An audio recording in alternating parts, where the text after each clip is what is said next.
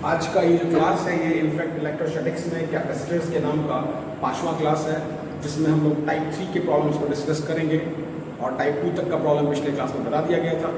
Type 3 में जो हम लोग फॉलो करेंगे, जो प्रॉब्लम्स को डिस्कस करेंगे, वो कहलाता है Kirchhoff's law in capacitors. Kirchhoff's लिखा हुआ है Kirchhoff's law in capacitor, Kirchhoff's law in capacitors. Kirchhoff's law को स्टार्ट करने से पहले कुछ चीज़ें, कुछ पॉइंट्स को राइज करने की कोशिश कर रहे हैं। एक तो ये ध्यान रखना है कि जहाँ पर भी सीरीज और पैरेलल आइडेंटिफाई करना मुश्किल हो जाता है, वहाँ किरचॉफ्स लॉ अप्लाई किया जाता है। वैसे इसका ये मतलब नहीं है कि जहाँ पे सीरीज पैरेलल आइडेंटिफाई कर पाएंगे वहाँ पे नहीं लगा सकते, आप कहीं भी लगा सकते हैं। शर्त सिर्फ ये है कि वहाँ पे लूप्स का फॉर्मेशन होना चाहिए। अभी लूप्स क्या है? कैपेसिटर्स को लेके या सेल्स को लेके या कैपेसिटर्स को लेके या कैपेसिटर और सेल्स को लेके, क्या कैपेसिटर्स को लेके या फिर कैपेसिटर और सेल्स को लेके जो एक कंप्लीट क्लोज फिगर बनाते हैं उसको हम लूप कहते हैं। वैसे जब हम लोग करंट इलेक्ट्रिसिटी पढ़ेंगे तो हम देखेंगे कि सिर्फ सेल्स का भी लूप बन सकता है। ठीक है, तो मतलब ये है कि किरचॉफ्स लॉ वहाँ पे लगाना है जहाँ पे जो सर्किट्स है वो बहुत ज़्यादा कॉम्प्लिकेटेड हो जाता है, और उन कॉम्प्लिकेटेड सर्किट्स में सीरीज पैरेलल कई बार आइडेंटिफाई करना मुश्किल हो जाता है। और वैसे सीरीज पैरेलल कहीं आइडेंटिफाई हो भी रहा है तो वहाँ पे भी किरचॉफ्स लॉ लगा सकते हैं, but there is only one condition, that there should be a formation of closed loop by the help of capacitors in the cell और द कैपेसिटर्स अलोन। हाउएवर क्या है, सेल्स का भी लूप बन सकता है बट उसकी कैपेसिटर में जरूरत नहीं है। अब किरचॉफ्स लॉ को स्टार्ट करने से पहले आपको ये बताएंगे, जो बार बार ये टर्म ले रहे हैं, लूप क्या होता है और उस लूप के अंदर जंक्शन क्या होता है। अब देखिए, जैसे ये हमने यहाँ पे एक सेल ले लिया, इस सेल का ये ईएमएफ है। अभी थोड़ी देर में आपको ईएमएफ के बारे में बताएंगे। सेल ले लिया और ये आपके पास C1, C2, C3, फिर यहाँ पर C4, C5, C6। यहाँ पर एक बड़ा सा फिगर बनाते हैं, इसको 1 का नाम देते हैं। यहाँ पे ये बड़ा सा क्लोज, इसको हम 2 का नाम देते हैं। और ये यहाँ से ऐसे शुरू हुए और ऐसे चलते चले आए, ऐसे आगे, ऐसे आगे और ऐसे हो गए, ये लूप चल गए। इस तरीके से जो क्लोज फिगर्स बना रहे हैं, 1, 2 और पूरा ये 3, इन सभी को हम लूप कहते हैं। लूप का मतलब कैपेसिटर्स और सेल के सहारे या सिर्फ कैपेसिटर के सहारे अगर कोई क्लोज फिगर बनता हो। जैसे कैसे, अगर ये लूप देखें, लूप 1, इसमें कौन कौन इसका पार्टनर है? C1, C3 और ये C1, C2, C3 और सेल। इस लूप में कौन कौन इसका पार्टनर है या कंपोनेंट है? पार्टनर मतलब एक जनरल वर्ड यूज किया है, वैसे आप कंपोनेंट बोल सकते हैं। तो यहाँ पे क्या क्या है? C4, C5, C6, C2। बड़ा लूप देख रहे हैं, कौन कौन है? C1, C4, C5, C6, C3 और सेल। मतलब ये पूरा बड़ा सा क्लोज लूप, ये फिर एक लूप, फिर ये लूप, ये डिफरेंट टाइप का लूप्स। फिर एक और टर्म आता है जिसको हम बोलते हैं जंक्शन। जंक्शन बोलें या नोड्स बोलें, पहले तो लिख लें। Junctions are the points where the different junctions are the point where the plates of the capacitors are connected, where the plates of the capacitor are connected, and these are the points where after coming the charge gets redistributed. क्या ये वो points हैं जहाँ पे एक बार जब charge पहुँच जाएगा तो फिर वहाँ पे उसका redistribution शुरू हो जाता है। इनफैक्ट ये जैसे यहाँ पे देखें, जैसे ये आपके पास ये एक जंक्शन है, ये क्या है? जंक्शन। क्यों? इस जंक्शन पे इसका प्लेट मिल रहा है और इसका भी प्लेट मिल रहा है। इस जंक्शन पे इसका प्लेट और फिर इसका भी प्लेट मिल रहा है। ये सब क्या है? जंक्शन है या फिर नोड्स है। यानी कि इन पॉइंट्स पे आके कैपेसिटर का प्लेट, इसका प्लेट मिल रहा है, इसका भी प्लेट मिल रहा है, इसका प्लेट मिल रहा है, इसका प्लेट मिल रहा है, इसका प्लेट मिल रहा है। ये सब क्या है? जंक्शन। अब इन जंक्शन पे जब चार्ज पहुंचता है तो चार्ज का रीडिस्ट्रीब्यूशन होता है, और वो चार्ज का जो डिस्ट्रीब्यूशन होता है वो कंजर्वेशन ऑफ चार्ज को मेंटेन भी करता है। कैसे? अगर यहाँ से Q चार्ज निकालें और यहाँ पर आके अगर हमने यहाँ पे Q1 भेज दिया, यहाँ क्या पहुंचा Q माइनस Q1। अब इन दोनों को जोड़े तो चार्ज Q ही रहेगा, और ये चार्ज Q जो यहाँ पहुंचा इसका रिडिस्ट्रीब्यूशन भी हो रहा है। फिर यहाँ से चार्ज यहाँ से फ्लो करता हूँ, यहाँ पर आया, फिर यहाँ पर आया, तो Q माइनस Q1 यहाँ से आ रहा है, और यहाँ से आपके पास Q माइनस Q1 यहाँ से आ रहा है, और Q1 यहाँ से आ रहा है, यहाँ से क्या आ रहा है Q माइनस Q1। ये यहाँ से पहुँच रहा है, यहाँ से पहुँच रहा है, जोड़ के वापस Q करते हैं, ये जंक्शन है। तो जंक्शन या नोड्स क्या है? वो पॉइंट्स जहाँ पे आके डिफरेंट कैपेसिटेंस के प्लेट्स मिलते हैं और वहाँ पे पहुँचने के बाद चार्ज का रीडिस्ट्रीब्यूशन होता है। फिर यहाँ पे मैंने एक टर्म और यूज किया था EMF।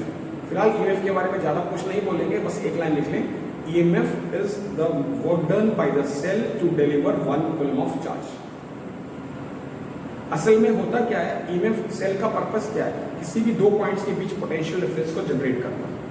एक्चुअली जो सेल है वो एक तरह से पंप हाउस होता है, वो पोटेंशियल डिफरेंस जनरेट करके चार्ज के फ्लो का रास्ता बनाता है। लेकिन एक टर्म EMF और एक टर्म पोटेंशियल डिफरेंस, दोनों में बहुत बारीक सा फर्क है। अब वो क्या फर्क है उसको यहाँ डिस्कस नहीं कर पाएंगे। उसको डिस्कस करने के लिए हमको सेल के इंटरनल रेजिस्टेंस के बारे में बात करनी होगी, वो करंट इलेक्ट्रिसिटी का पार्ट है। तो यहाँ आप ये सिंपली इतना समझें कि EMF किसी भी सेल का वर्क डन है, किसी भी सेल का वर्क डन है to deliver 1 coulomb of charge. और सेल का पर्पस क्या है? दो पॉइंट्स के बीच पोटेंशियल डिफरेंस को जनरेट करना, पोटेंशियल डिफरेंस को जनरेट करना। तो अब आते हैं क्या हम लोग किरचॉफ के लॉ के बारे में। तो Kirchhoff first law, it states that total charge coming at a junction is equal to total charge going out from the junction. It states that total charge coming at a junction is equal to total charge going out from the junction. इसका क्या meaning है? अब देखें, यहाँ इसको ही अगर देखते हैं तो यहाँ से आपके पास इस जनरेट पे कौन सा चार्ज पहुँच रहा है? Q1 यहाँ चला गया, Q माइनस Q1 यहाँ चला गया, दोनों को जोड़ेंगे तो फिर Q ही बनेगा। यहाँ से Q माइनस Q1 यहाँ पहुँचा, यहाँ से Q1 पहुंचा, टोटल चार्ज Q ही पहुंच रहा है और Q ही निकल रहा है। इसको एक और सिंपलीफाई तरीके से देख सकते हैं, जैसे एक किसी सर्किट का ही हम लोग हिस्सा ले लेते हैं।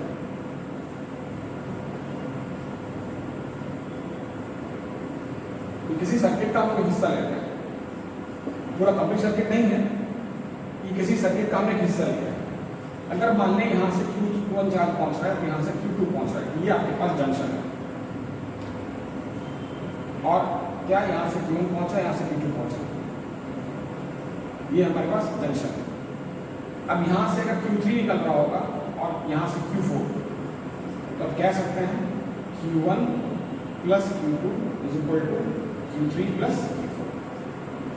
इस तरीके से किसी भी जंक्शन पे पहुंचने वाला टोटल चार्ज जो होता है, चार्ज कमिंग इन और charge going out is equal to 0।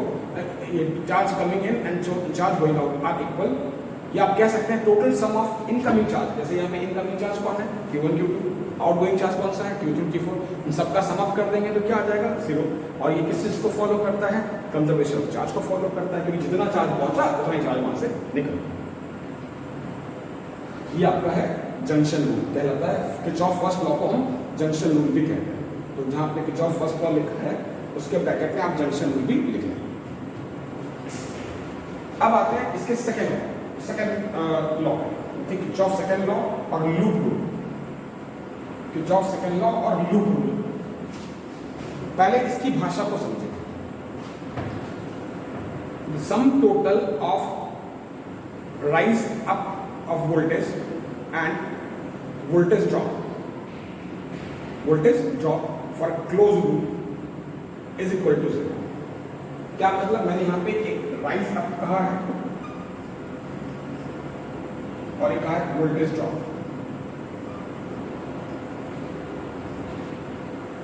ये दो मैंने टर्म्स यूज किया है, sum total of rise up voltage और voltage drop is equal to 0 for a close loop. For a close loop अगर पहले भी लिख देंगे तो कोई फर्क नहीं पड़ता। सेंस यही है कि किसी भी क्लोज लूप के अंदर राइज अप वोल्टेज और वोल्टेज ड्रॉप इन सबका सम मिला के 0 होगा। वोल्टेज ड्रॉप को कई जगह तो वोल्टेज डाउन भी बोलते हैं। वोल्टेज डाउन कहने की अपनी अपनी भाषा है।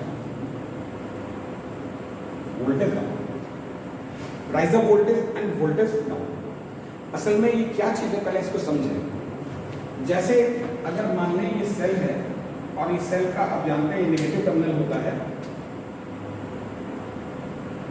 और ये आपका पॉजिटिव टर्मिनल होता है। अब किसी भी सेल में अगर आप नेगेटिव से पॉजिटिव की तरफ जा रहे हैं तो सेल के ईएमएफ को पॉजिटिव लेना होता है। इसी तरीके से अगर आप पॉजिटिव से नेगेटिव की तरफ जा रहे हैं तो इसको ईएमएफ को ई स्टैंड फॉर ईएमएफ, यहाँ पर ई स्टैंड फॉर ईएमएफ। क्या मतलब, जैसे नेगेटिव से पॉजिटिव की तरफ गए, शर्त यह है कि आपको सेल के अंदर से जाना है, शर्त यह है कि आपको सेल के अंदर से जाना है। ऐसा आप चाहे तो ऐसे घूम के भी आ सकते हैं, अंदर से भी आ सकते हैं। तो अगर आप नेगेटिव से पॉजिटिव की तरफ जा रहे हैं यानी कि आप हाई पोटेंशियल की तरफ जा रहे हैं तो उसको बोलते हैं राइजर। और अगर आप हाई से लो की तरफ आ रहे हैं, पॉजिटिव से नेगेटिव, तो उसको बोलते हैं वोल्टेज ड्रॉप या वोल्टेज डाउन। इसी तरीके से किसी कैपेसिटर में अगर आपके पास ये वाला प्लेट पॉजिटिव चार्ज वाला है और ये वाला प्लेट आपके पास नेगेटिव वाला है, तो अगर आप यहां से इस तरफ जा रहे हैं, इस तरफ, इस तरफ, तो ये इस तरफ जो जा रहे हैं ये कहलाता है वोल्टेज डाउन, और अगर आप इस तरफ आ रहे हैं तो कहलाता है वोल्टेज अप। यानी कि सिंपल सी बात है, अगर आप हाई से लो वोल्टेज की तरफ जा रहे हैं तो दैट इज वोल्टेज डाउन, और लो से हाई वोल्टेज की तरफ जा रहे हैं तो दैट इज वोल्टेज अप। तो यहाँ पे नोट करके लिख लें, if we move from high voltage to low voltage it is voltage down, and if we move from low voltage to high voltage it is voltage up. In case of cell when we move from negative to positive terminal of the cell through the cell it is voltage up, it is voltage up, and in such cases EMF is positive, and in such cases EMF is positive. And if we move from positive to negative terminal of the cell through the cell it is voltage down, and we consider EMF as negative,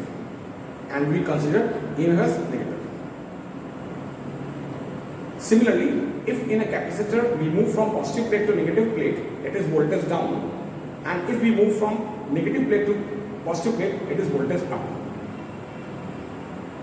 क्या बोला गया? किसी भी cell में उसके cell के negative से positive terminal की तरफ जाए थ्रू द सेल तो EMF इज पॉजिटिव, पॉजिटिव से नेगेटिव की तरफ जाए तो EMF इज नेगेटिव, यानी कि वोल्टेज डाउन है। कैपेसिटर प्लेट्स में अगर पॉजिटिव से नेगेटिव प्लेट की तरफ जा रहे हैं तो वोल्टेज डाउन है, और नेगेटिव से पॉजिटिव की तरफ जा रहे हैं तो वोल्टेज अप है। ये तो मैंने सिंपल भाषा में बताया कि लॉ क्या है। अब देखते हैं इस लॉ को अप्लाई करते हैं। सुने, इस लॉ को अप्लाई करते हैं।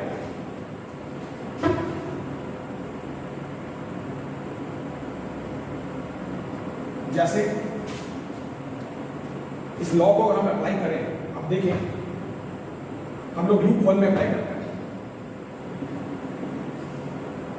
यहाँ पे अगर मान लो यहाँ से हमने घूमना शुरू किया इस लूप में ऐसे, तो हम नेगेटिव से पॉजिटिव की तरफ जा रहे हैं, यानी कि हमारा वोल्टेज अप हो रहा है, तो EMF प्लस में लेना पड़ेगा। यहाँ पर हम क्या करना है, यहाँ पे ये पॉजिटिव प्लेट है क्योंकि पॉजिटिव जुड़ा हुआ है, तो पॉजिटिव नेगेटिव में जा रहे हैं तो वोल्टेज डाउन हो रहा है, तो हमको क्या लिखना पड़ेगा, यहाँ पे वोल्टेज डाउन। और कैपेसिटर के क्रॉस जो वोल्टेज होता है वो Q/C होता है, तो यहाँ पे Q था तो यहाँ पे हमको Q/C1 लिखना पड़ेगा। फिर हम ऐसे आ रहे हैं नीचे, तो फिर क्या आ रहे हैं, वोल्टेज डाउन की तरफ ही जा रहे हैं, वोल्टेज डाउन की तरफ जा रहे हैं, तो यहाँ पे क्या करना पड़ेगा हमको, यहाँ पर लिखना पड़ेगा क्या, Q1/C2, ये माइनस में आ रहा है। फिर हम यहाँ से ऐसे घूम रहे हैं, कैसे, ऐसे। अब की बार क्या हुआ, जब आप ऐसे घूम रहे हैं इस ढंग से, तो ये क्या हुआ, आप यहाँ पे यहाँ से ऐसे जा रहे हैं तो क्या करना पड़ेगा, ये अब फिर क्या कर रहे हैं, यहाँ पर आप अप से डाउन पे जा रहे हैं, तो यहाँ पे आपको फिर क्या लेना पड़ेगा, Q/C3, Q/C3। क्यों, अब देखिए घूम के कहाँ जा रहे हैं, नेगेटिव, ये इसका नेगेटिव टर्मिनल है ना, तो ऐसे घूमते हुए कहाँ पे जा रहे हैं, नेगेटिव की तरफ जा रहे हैं, इसलिए यहाँ इसमें आ गया वोल्टेज डाउन की तरफ, वोल्टेज डाउन, और ये बराबर क्या हुआ, 0। कैसे हुआ, अब हम ऐसे घूमते हुए ऐसे जा रहे हैं, तो इस तरफ यहाँ से निकलते कहाँ जा रहे हैं, नेगेटिव प्लेट की तरफ, नेगेटिव टर्मिनल की तरफ, इसलिए वोल्टेज डाउन हो रहा होगा। तो यहाँ पे हमने जो चार्ज लिया था वो Q लिया था, तो Q by C3 हो गया, यहाँ पे Q1 by C2 हो गया, यहाँ पे Q by C1 हो गया। आखिर किसी भी कैपेसिटर के क्रॉस जो वोल्टेज होता है वो क्या होता है, Q by C होता है। फिर से दोबारा देखें, यहाँ से ऐसे जा रहे हैं, घूम के ऐसे हम निगेटिव की तरफ आ रहे हैं, तो इसलिए ये निगेटिव आ गया Q by C1। ये फिर आपका हाई से लो में जा रहे हैं, Q1 by C2 निगेटिव में आ गया, फिर एक Q by C3 भी निगेटिव में आ गया। और आप यहाँ से आप देखेंगे तो क्या कर सकते हैं, आप चाहें तो इस पैसे लिख सकते हैं Q by C1 Q1 by C2 plus Q by C3 is equal to,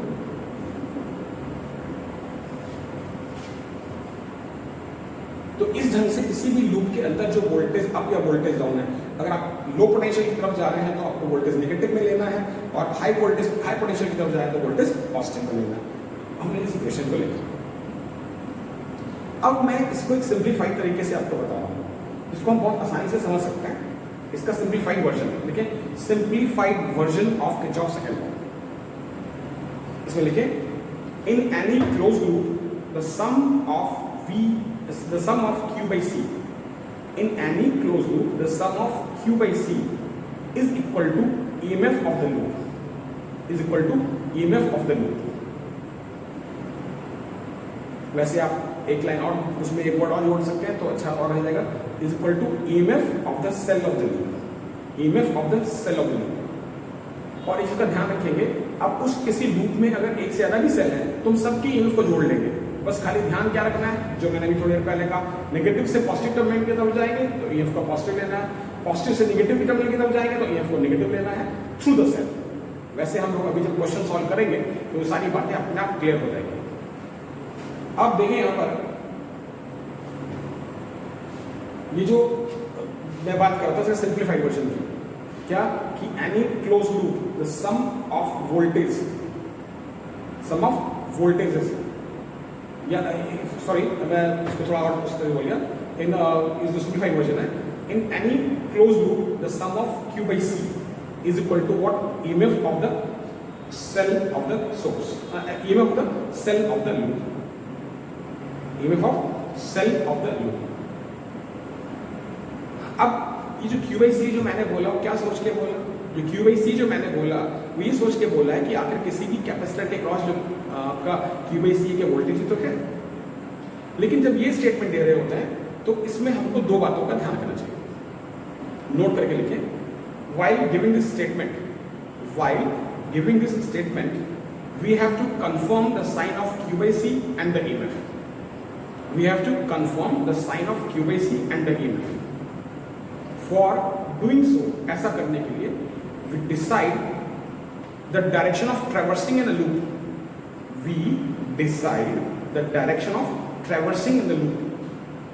and in the direction of flow of charge we consider Q by C as positive, and in the direction opposite to it we consider Q by C as negative। Similarly, if we move from negative to positive terminal of a cell through the cell, we consider EMF as positive, and if we move from positive to negative terminal of a cell through the cell, we consider it as negative। क्या बात बोली गई? बोली ये गई कि क्या करते हैं, सबसे पहले आप लूप में घूमने का डायरेक्शन सेलेक्ट करते हैं। इनफैक्ट किरचॉफ लॉ को अप्लाई करने का तरीका क्या है, सबसे पहले चार्ज को डिस्ट्रीब्यूट करते हैं फर्स्ट लॉ के अकॉर्डिंग, फिर किसी भी लूप में अगर आप लूप रूल लगाना चाहते हैं तो उस लूप रूल में पहले घूमने का डायरेक्शन सेलेक्ट कर लें। और घूमने का डायरेक्शन पे कोई बाउंडेशन नहीं है, आप क्लॉकवाइज जाएं, एंटी क्लॉकवाइज जाएं, या जैसे दो लूप्स हैं, दोनों लूप में आप एक ऐसा घूम लें, उल्टा सीधा घूमें, कोई फर्क नहीं पड़ता। क्या ध्यान रखना है, अगर हम जो हमने घूमने का डायरेक्शन लिया ट्रैवर्सिंग का, अगर वो डायरेक्शन चार्ज के फ्लो का है, जैसे कि यहाँ वैसे अभी आपको समझाएंगे, वो डायरेक्शन अगर चार्ज के फ्लो का, जैसे यहाँ पे चार्ज इधर जा रहा है और हम भी इधर जाना शुरू करते हैं, तो वहाँ पर Q by C को प्लस लेना है।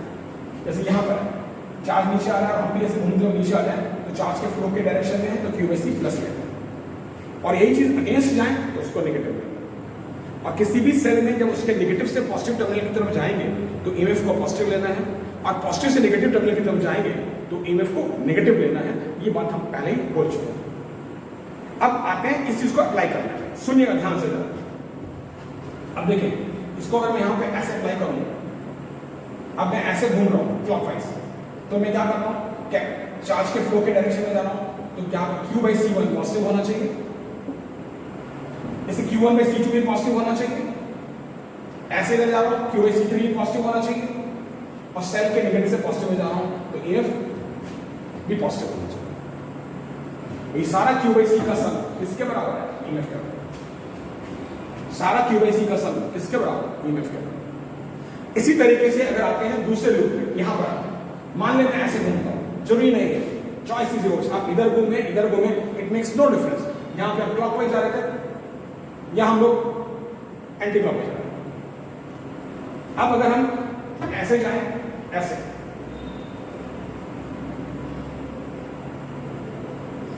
C5, यहां पे अगेंस्ट जाएं,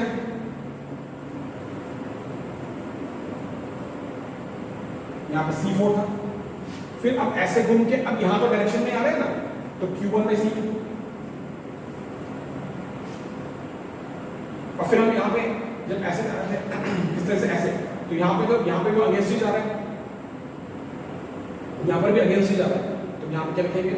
वैसे यहां स्पेस कम है, एक काम करते हैं, स्पेस कम होने की वजह से मैं दोबारा अलग से लिख दे रहा हूं।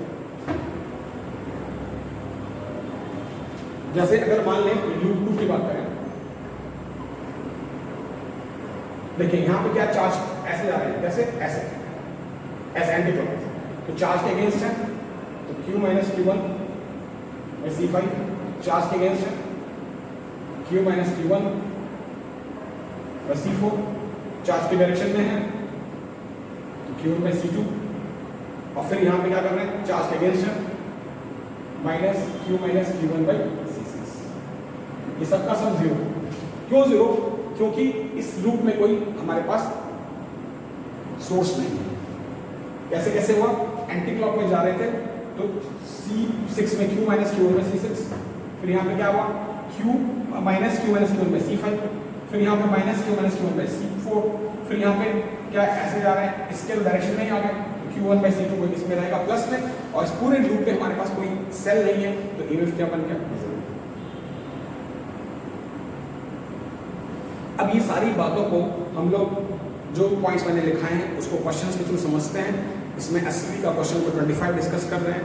वैसे ये बता दें कि किरचॉफ फर्स्ट लॉ और सेकंड लॉ जानने के बाद भी हमको परेशानी आने वाली है। उसके लिए आपको कुछ कॉन्सेप्ट, कुछ ट्रिक्स बताएंगे, और सर्किट्स का जो क्वेश्चन है वो थोड़ा सा ऑब्जर्वेशन, सर्किट्स का जो क्वेश्चन है वो थोड़ा सा ऑब्जर्वेशन बेस्ड ज़्यादा है।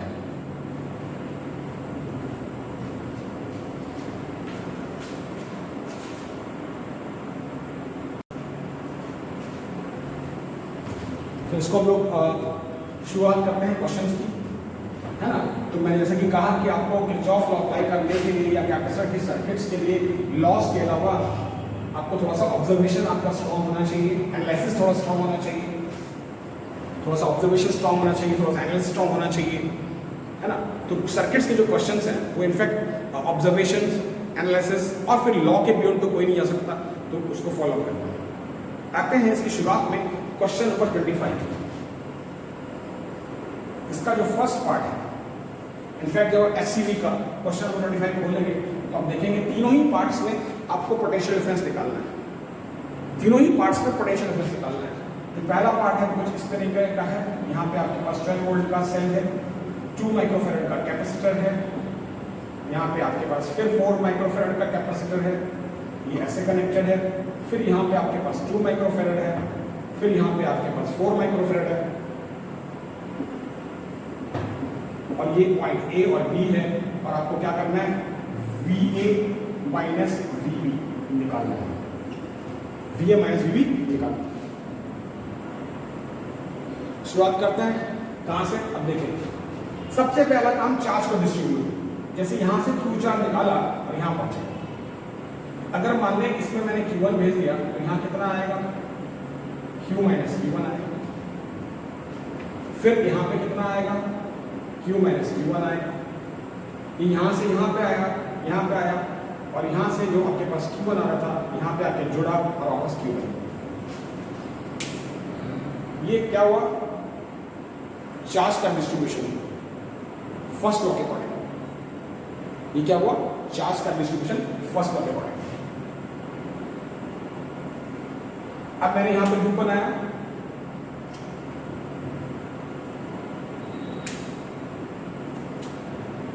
ये लूप 1 है, ये लूप 2।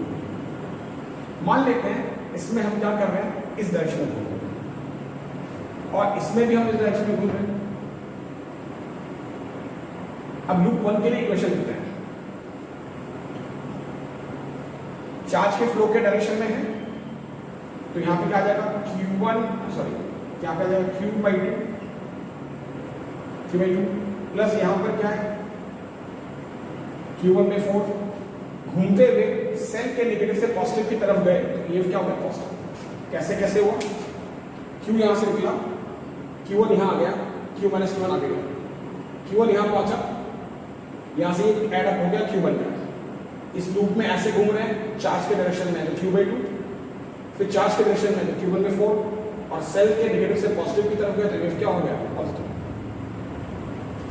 अगर आप इसको सॉल्व करेंगे यहाँ पे तो आप देखेंगे यहाँ से क्या आ जाएगा 4Q प्लस 2Q1, देखिए 4 2 जा 8, इसको सीधा यहाँ शिफ्ट करते हैं 96। वैसे इक्वेशन आप खुद भी सॉल्व कर सकते हैं, 2Q plus Q1 is equal to 48। ये पहला इक्वेशन, ठीक है। मैं स्पेस बचाने के लिए इस लाइन को मिटा रहा हूं। चार्ज की फ्लो के डायरेक्शन में Q/2 प्लस Q1 में 4 प्लस सेल के नेगेटिव से पॉजिटिव, EMF पॉजिटिव। इसको इधर दिस कैलकुलेशन का काम है। 4 यहाँ पे, 2 यहाँ पे, 4 2 जा 8 इधर शिफ्ट कर दो, कैलकुलेशन का पार्ट है, आप खुद भी कर सकते हैं। अब आते हैं लूप 2 में। यहां पे आप देखें चार्ज के फ्लो के डायरेक्शन में जा रहे हैं, फिर चार्ज के फ्लो के डायरेक्शन में ही है, फिर ऐसे जब उल्टा हो रहा है, ये इधर आ रहा है तो -Q1 में 4 इज इक्वल टू 0।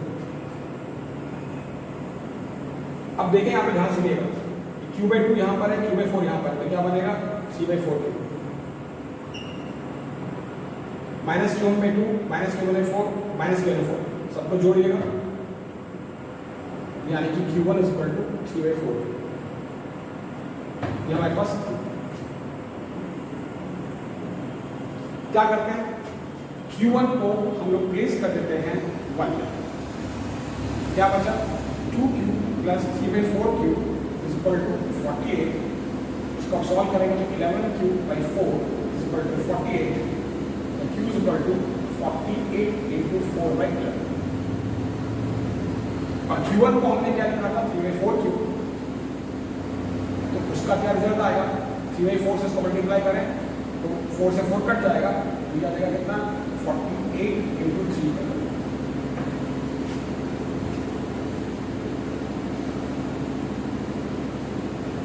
कैसे कैसे हुआ, इसमें चार्ज के फ्लो के डायरेक्शन में Q-Q1/2, फिर चार्ज के फ्लो के डायरेक्शन में Q-Q1/4, फिर यहाँ पे ऐसे चलेंगे तो -Q1/4, क्योंकि फ्लो इधर है, नीचा ऊपर में है, ये इज इक्वल टू 0। यहाँ से आपने Q1 को निकाला, Q1 को निकाल के यहाँ प्लेस कर दिया, सॉल्व करने के बाद आपने Q निकाला और फिर Q1 is equal to 0, Q से Q निकाला। In fact Kirchhoff first law second law, first law के अकॉर्डिंग चार्ज को डिस्ट्रीब्यूट, सेकंड लॉ के अकॉर्डिंग पूरे लूप्स का वोल्टेज का सम EMF के बराबर, और फिर फाइनली क्या करना है, जो भी इक्वेशन बनेगा उसको आप अपने तरीके से सॉल्व करके जो भी आपको क्वांटिटी निकालनी है उसको निकाल सकते हैं। और इस पर्टिकुलर क्वेश्चन में हमारा जो एम था वो क्या था, VA माइनस VB निकालना, तो VA minus VB equal to Q minus Q1/4। मैं 4 माइक्रोफैरड नहीं लिख रहा हूँ, एक्चुअली Q/C के लिए लिखा है, Q/C के लिए लिखा है, Q के लिए Q माइनस Q1 और C के लिए 4।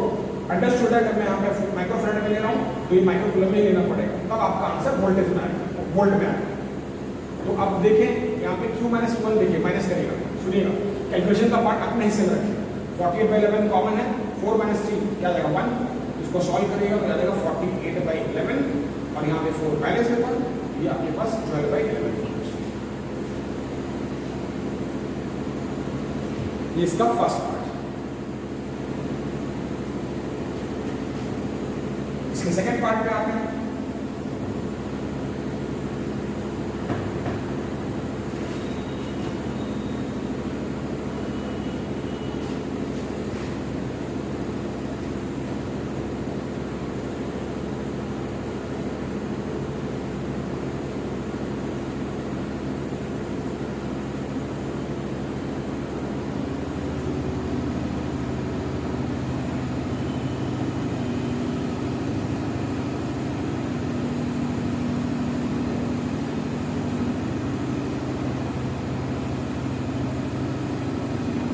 यहाँ पे तो किरचॉफ लॉ नहीं, यहाँ पर तो सीधा सीधा लूप की कोई जरूरत नहीं, एक ही लूप है तो अब थोड़ा आसान हो जाता है। क्या करना है, निकालना तो वही है V A minus V B. मान लेते हैं यहाँ से क्यू चार निकाला, यहाँ पहुँचे तब जब क्यू भी जा रहा है, पूरे लूप में घूम रहे हैं, मान लीजिए हमारे घूमने का डायरेक्शन।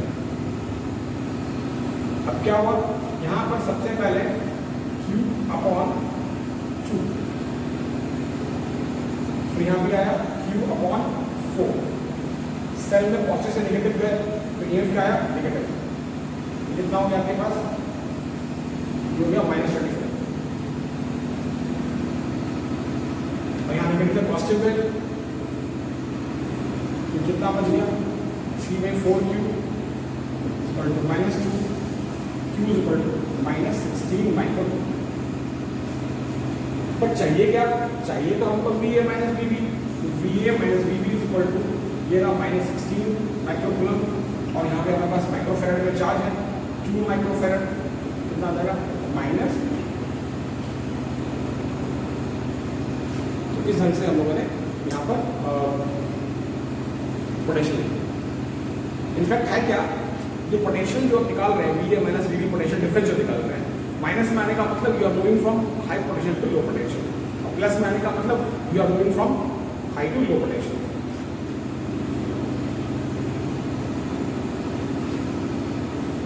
राइट,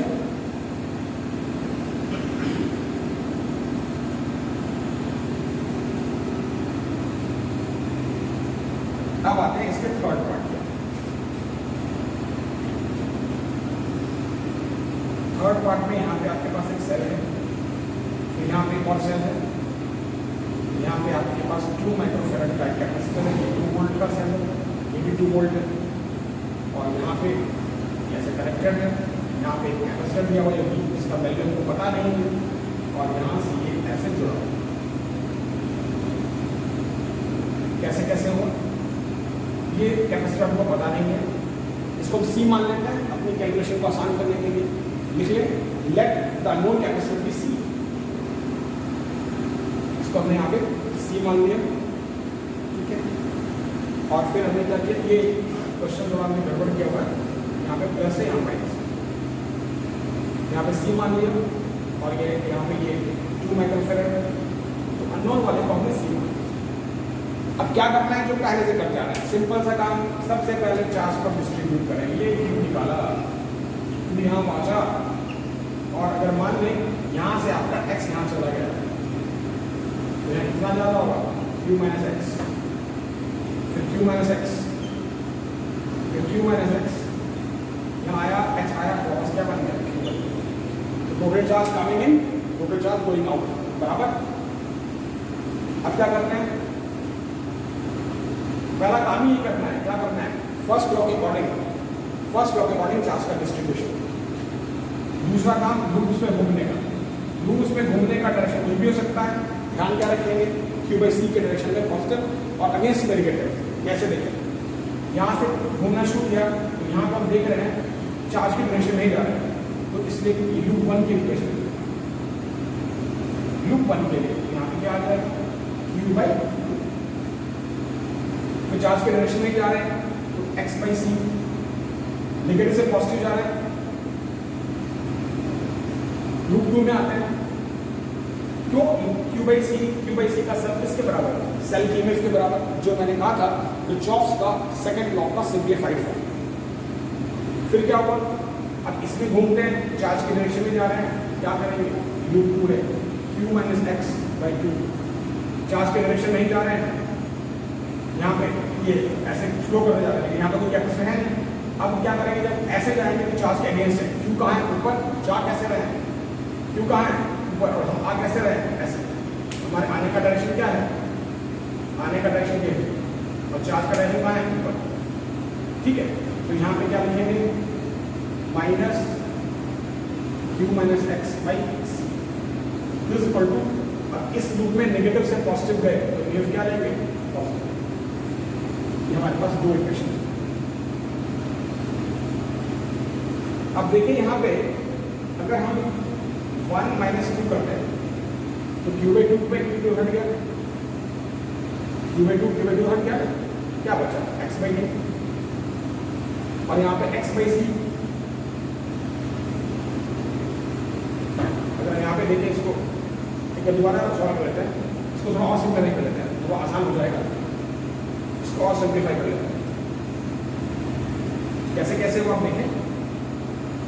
ये सबसे पहले इस लूप में जा रहे थे तो Q माइनस x/2 ये रहा, और ऐसे आ रही है, हमने यहाँ पे गड़बड़ किया हुआ है, यहाँ पे x/c आ रहा है, यहाँ पे गड़बड़ किया हुआ है, ऐसे घूम रहे हैं ना, ऐसे ऐसे आ रहे हैं ना, तो यहाँ पे क्या आएगा माइनस x/c। इस ढंग से घूम रहे हैं तो यहाँ पे क्या आएगा माइनस x/c, और ऐसा करके यहाँ पे आपको क्या मिला, यहाँ पे क्या मिला, ये भी किसके बराबर, इनके बराबर। अब हमारे पास ये दो इक्वेशंस हैं, 1 माइनस 2 करते हैं। अब इसको दोबारा कंफर्म कर ले, जैसे हम यहाँ से गए ना, तो यहाँ पे क्या है Q माइनस x/2, ऐसे करें नेगेटिव से पॉजिटिव लेना है, यहाँ ऐसे आ रहे हैं चार्ज के अगेंस्ट है तो माइनस x/c हो गया ना, यहाँ पे कैपिटल C था।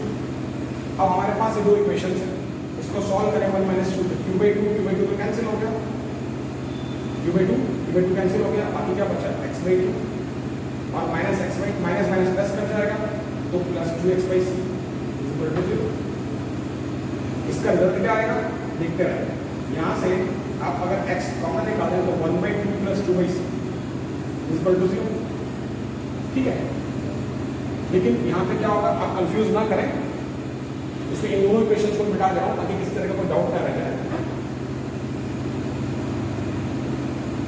तो इसको आगे फर्दर सॉल्व करते रहेंगे तो क्या हो जाएगा, ये जब इसको आप सॉल्व करेंगे तो यहाँ पे क्या होगा, यहाँ इसके आगे यहाँ करो 1/2 प्लस 2/c, ये तो 0 हो नहीं सकता, इसका मतलब x क्या होगा 0, इम्प्लाइज दैट कि अगर x 0 हो गया तो यहाँ पे ये जो पॉइंट a b था, ये पॉइंट हमने लिखा नहीं था, हमको VA माइनस VB हर एक वो आपके क्वेश्चन में लिखा हुआ है, VA माइनस VB निकालना था, तो यहाँ पे VA माइनस VB निकालेंगे, VA माइनस VB क्या आता है, क्योंकि इसको लिखना क्या पड़ेगा, VA minus VB equal to x/c, और x इक्वल टू क्या है, क्वेश्चन में आपने लिखा होगा यहाँ पे A और B निकाला, हमको उस AB के क्रॉस पोटेंशियल डिफरेंस चाहिए। ये यहाँ पे थोड़ा सा वो हुआ था, मिस किए थे हम लोग, क्या यहाँ पे Q माइनस x/2 लेना था और ऐसे घूम के यहाँ पे माइनस, यहाँ पे Q माइनस x नहीं है, यहाँ पे x है, इसलिए हमने वहाँ पे दूसरे वाले इक्वेशन में माइनस x/2 लिखा था। बाकी कैलकुलेशन करना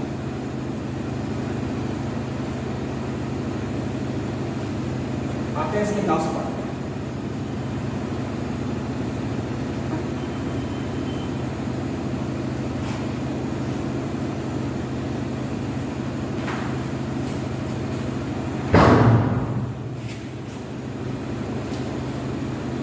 जो उसका लास्ट पार्ट है यानी कि डी पार्ट, जो लास्ट पार्ट है उसमें क्या है, उसमें कुछ इस तरीके से आपके पास फिगर बना हुआ होगा,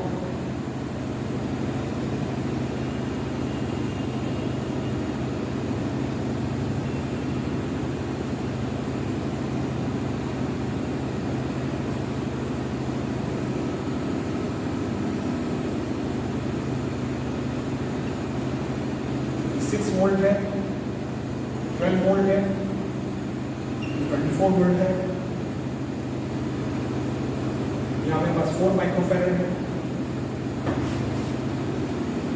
फिर यहाँ पे 2 माइक्रोफेरेड है, और हमारे पास यहाँ पे 1 माइक्रोफेरेड। क्या करना है, ए और बी के बीच पोटेंशियल करना है, फिर से वही VA माइनस VB निकालना है। सबसे पहले one should not get it confuse कि कौन सा सेल कितना चार्ज देगा, उससे कोई मतलब नहीं है। अब कहीं से भी कितना चार्ज निकालने उससे कोई फर्क नहीं पड़ता, कहीं से कितना भी चार्ज निकालने उससे कोई फर्क नहीं पड़ता। करना क्या पड़ेगा, आपको उसमें चार्ज का डिस्ट्रीब्यूशन करना है in according to first law. जैसे अगर मान लें यहाँ से Q चार्ज निकला, ऐसे आते गए, और अगर मान लें यहाँ मैंने किसको भेज दिया, Q1 को, जाहिर सी बात है यहाँ पे क्या आ जाएगा Q माइनस Q1 यहाँ पहुँचा, ये थोड़ा सा फिगर में गड़बड़ है, ये ऐसे है ना, फिर Q माइनस Q1 यहाँ से पहुँचा, यहाँ पहुँचा, यहाँ से आपके पास Q1 आता गया, यहाँ आपके ऐड अप करके वापस क्यू हो जाएगा, यानी कि चार्ज का डिस्ट्रीब्यूशन है in according with first law. ये रहा क्यू।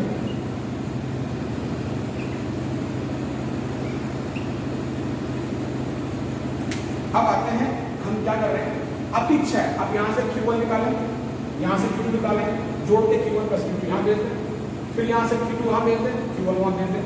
मतलब चॉइस इज योर्स, आप किसी भी तरीके से चार्ज का डिस्ट्रीब्यूशन करें, करना क्या पड़ेगा, फर्स्ट लॉ को फॉलो करना पड़ेगा, यानी कि कंजर्वेशन ऑफ चार्ज को मेंटेन करना पड़ेगा। अब आते हैं लूप से, ये आपका पहला लूप, लूप 1, ठीक है, और नीचे वाले को हम लूप 2 ले लेते हैं। इसको, ये हमारे पास क्या है, ये यहां से देखिए, ये हमारे पास लूप 2 है। घूमने का डायरेक्शन दोनों में एक जैसा कर देता है, आपकी इच्छा आप कैसे भी करें। तो यहाँ पे अगर मान लें ये हम इस लूप में घूमने का डायरेक्शन लें, ठीक है, और वैसे आपकी इच्छा है, अगर मान लो मैं ऐसे घूम रहा हूँ, आप एक जैसा लें चाहे ना लें, फर्क नहीं पड़ता, लेकिन कोशिश करनी चाहिए कि चार्ज के डायरेक्शन में ही फ्लो करें, ताकि सारा टर्म प्लस का ही रहे, तो कैलकुलेशन आसान रहेगी। वैसे आप उल्टा भी जाएंगे तो कोई फर्क नहीं पड़ता। अब यहाँ से जैसे Q1 आपने यहाँ भेजा, तो अगर मान लें हम घूमने का डायरेक्शन नहीं ले लेते, कौन सा, इस लूप पे घूमने का डायरेक्शन, यानी कि इसमें हमने ले लिया क्लॉकवाइज और इसमें भी ले लिया क्लॉकवाइज, ठीक है। अब करते हैं क्या, अब आते हैं पहले वाले लूप में इक्वेशन आते हैं, लूप 1 के। यहाँ से देखते रहिए क्या क्या है। लूप 1 चार्ज की डायरेक्शन में है, चार्ज कितना है, Q है, तो यहाँ पे क्या लिखना पड़ेगा, Q/4। चार्ज की डायरेक्शन में है, चार्ज कितना है, Q1, क्या लिखना पड़ेगा, Q1/2, क्योंकि Q/C का जो वैल्यू है चार्ज के फ्लो के डायरेक्शन में पॉजिटिव और चार्ज के फ्लो के अगेंस्ट नेगेटिव।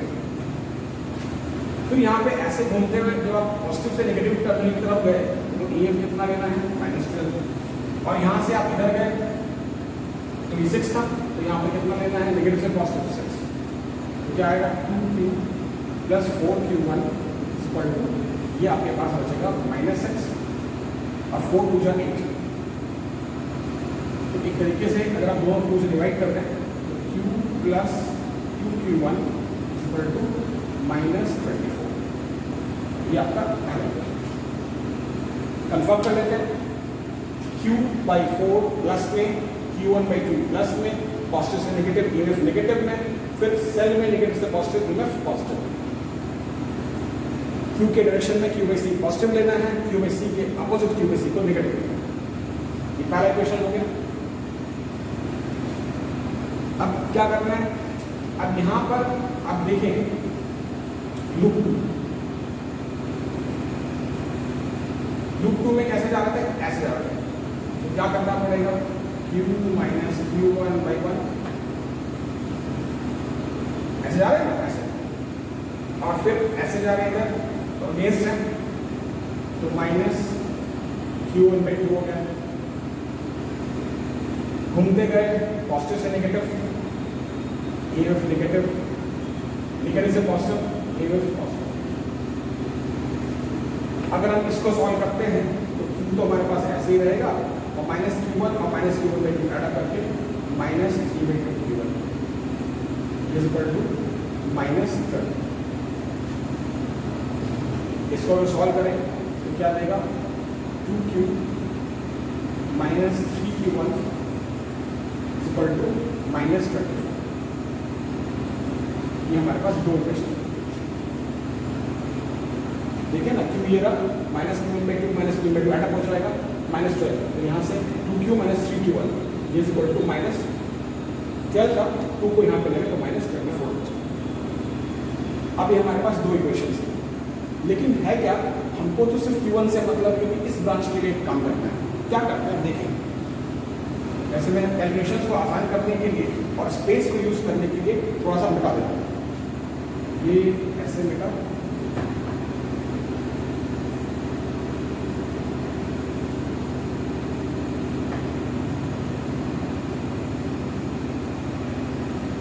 अब देखें, अगर मैं क्वेश्चन नंबर 1 को 2 2 से मल्टीप्लाई करूँ और उसमें से 2 माइनस करूँ तो 2 हट जाएगा, 2 4 और माइनस माइनस प्लस कट जाएगा और यहाँ पर -48 -24 बचेगा तो Q1 का वैल्यू -34/7 माइक्रोकूलम्स। अब हम आते हैं पोटेंशियल डिफरेंस के कैलकुलेशन में। सुनिएगा ध्यान से, चूंकि हमको यहाँ से यहाँ जाना है तो सुनिए, यहाँ से सबसे पहले क्या आया VA, क्या है VA, और यहाँ पे जब यहाँ से यहाँ पहुँचेंगे नेगेटिव से पॉजिटिव तो आपको इमेज को क्या लेना पड़ेगा पॉजिटिव, और यहाँ पे हमारे पास माइनस ये था और यहाँ पे जो वोल्टेज आएगा चार्ज हमने कितना निकाला -34/7 Q/C, क्या Q/C ये कितना आएगा आपके पास Q/C जो आएगा Q कितना है -24 था अपॉन 7 था और C कितना है यहाँ पे 2। तो ऐसा करते हुए हम कहाँ पहुँच जाएंगे B पे, तो सबका सब किसके बराबर VB के बराबर, तो यहाँ से VA minus VB equal to क्या आएगा -12 -24/14। ठीक, इसको आप सिंप्लीफाई कर सकते हैं। मैं इस लाइन को यहाँ मिटा दे रहा हूँ, ये आएगा कितना -12 माइनस ये आ जाएगा आपके पास कितना सॉल्व करें 12/7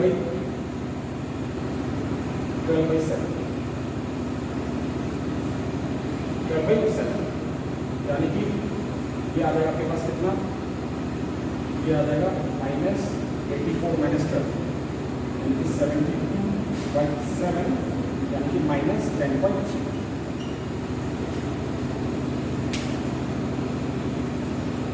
आज हम लोगों ने SCB का ये सारा 25 क्वेश्चन सॉल्व किया है।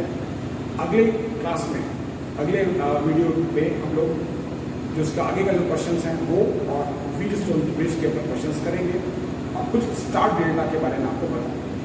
वैसे इस तरह का क्वेश्चन बोर्ड्स में एक्सपेक्टेड नहीं है, लेकिन IIT JEE के लिए बहुत ज़्यादा